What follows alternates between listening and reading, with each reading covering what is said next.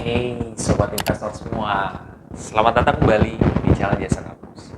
Ya, kamu pernah ada nggak sih kepikiran bahwa top holdings reksadana itu seperti apa dan faedahnya seperti apa?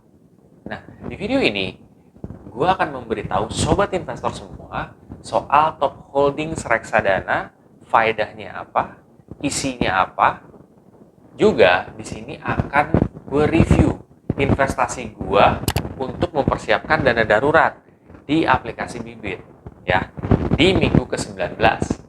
Kira-kira bagaimana perjalanan investasi gue juga? Siapa tahu sobat investor bisa belajar banyak di sini. Mudah-mudahan sharingan gue bermanfaat ya. Penasaran seperti apa infonya dan juga reviewnya? Simak videonya setelah yang satu ini.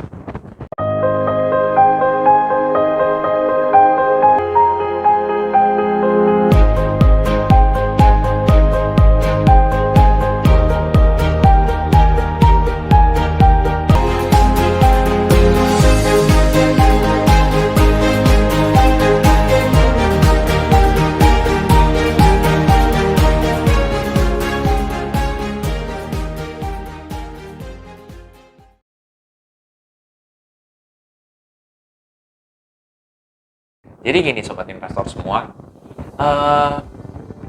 kita mulai dari disclaimer dulu ya. Disclaimernya adalah satu, keputusan investasi ada di diri kita masing-masing. Kedua, investasi itu pasti mengandung resiko. Salah satu resikonya adalah penurunan. Nah, seperti ini sobat investor. Top holdings itu apa sih? Mungkin sobat investor yang masih pemula bingung nih, top holdings itu apa sih?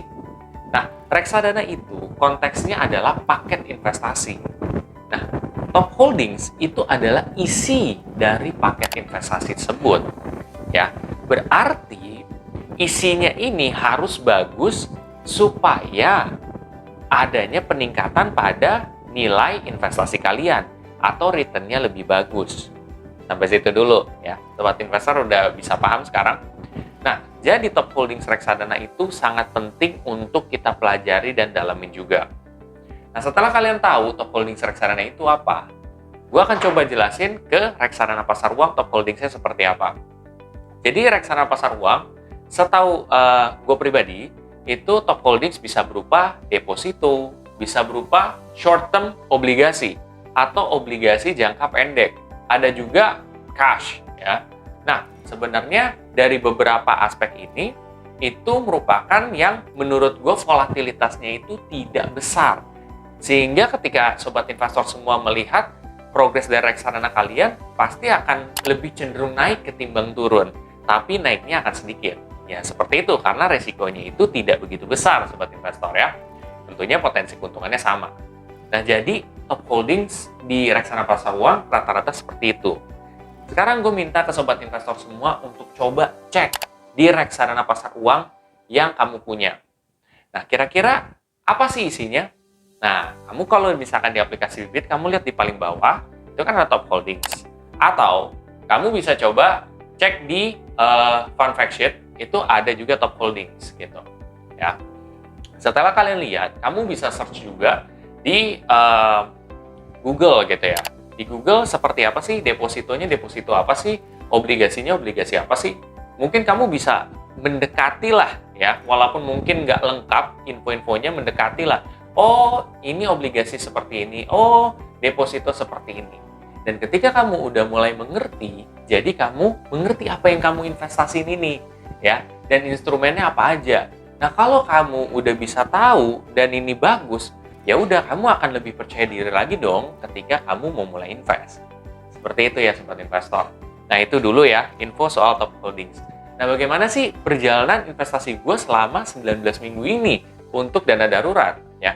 Ternyata ada peningkatan sobat investor. Cuman peningkatannya memang tidak begitu signifikan sesuai dengan prediksi gue juga. Tetapi itu nggak masalah karena alasan gue di reksadana pasar uang ini untuk dana darurat bukan untuk yang return setinggi-tingginya, tapi supaya nominal investasi gue masih cukup terjaga lah gitu ya, dibandingkan hanya ditaruh di bank saja. Nanti kan nominalnya bisa tergerus sama administrasi, ada yang 16.000, 17.000 seperti itu. Jadi sudah ada peningkatan ya Sobat Investor. Sebenarnya apa sih yang pengen Sobat Investor, yang pengen gue kasih tahu ke Sobat Investor ya, dari review gue ini, supaya kalian itu bisa belajar. Oh, berarti peningkatannya kira-kira segini loh per minggu gitu. Berarti gue nggak bisa expect yang, bahkan returnnya gede banget gitu. Kayak gitu.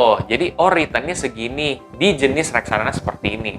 Nah, semakin kamu memahamin dari top holdings, dari juga pergerakan reksadana per minggu yang gue kasih tahu ke Sobat Investor, makin kalian memahamin dan ya udah gitu. Kalaupun ada penurunan, ya udah. Kalaupun ada naik, udah.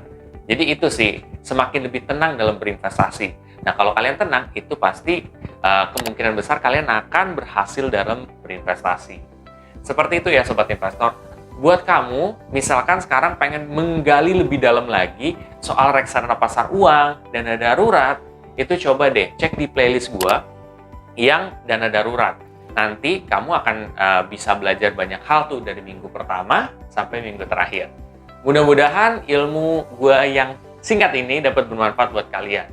Buat Sobat Investor semua yang tertarik untuk invest di aplikasi Bibit, ya di reksadana aplikasi Bibit, bisa pakai kode referral gue yang di bawah. Nah, kalian bisa dapat cashback reksadana sebesar 25.000. Oke Sobat Investor semua, kalau kamu merasa video ini sangat bermanfaat, kamu bisa coba share aja ke Sobat Investor yang lain. Dan jangan lupa untuk subscribe, like, dan komen di video gue. Sampai jumpa di video gue selanjutnya. Terima kasih.